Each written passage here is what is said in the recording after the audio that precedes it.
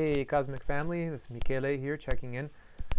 We're talking about longevity and health and being happy and holy. And there are a few things that I want to mention. So, my grandfather is 98 and he's lived a life where he's worked a lot, but he's also rested a lot and he's ate really well. He's Italian.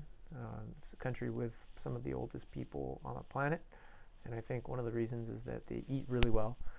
The food is really fresh, farm to table. It doesn't have pesticides. They don't eat fast food. And after they eat, they take time to rest.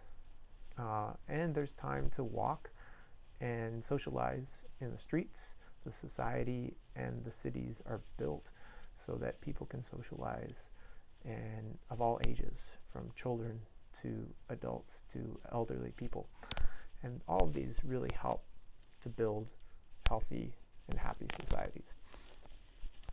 And from the yoga perspective, from Kundalini Yoga, which I practice, every day waking up early, before the sunrise preferably, and being able to stretch the body, getting to the body glove, understand how we relate through our breath and body to that presence of divine consciousness beyond us, that infinity beyond us and within us, that is part of all.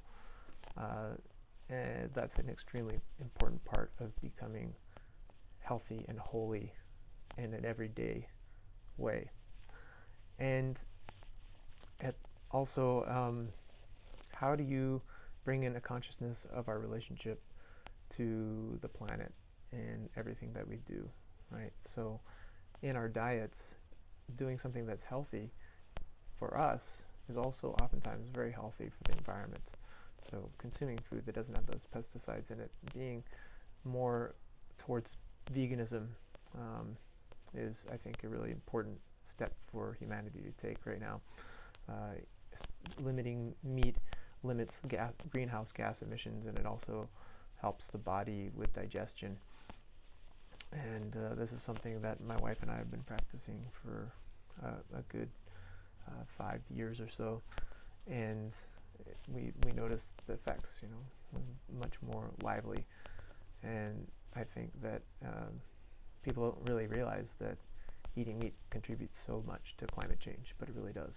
So when we think about our own health, we got to think about the health of the planet and the fact that there are huge fires raging in California right now because of these huge changes in the climate, the drought that's been affecting California is definitely a product of the excessive burning of of fuels that produce greenhouse gases, right? And so those are huge important factors to consider. And we also have to think about that our souls, our relationships continue after life, whether we're talking about reincarnation and the habits that we cultivate as souls in this world, and the things that we do to benefit each other and all of life on the planet.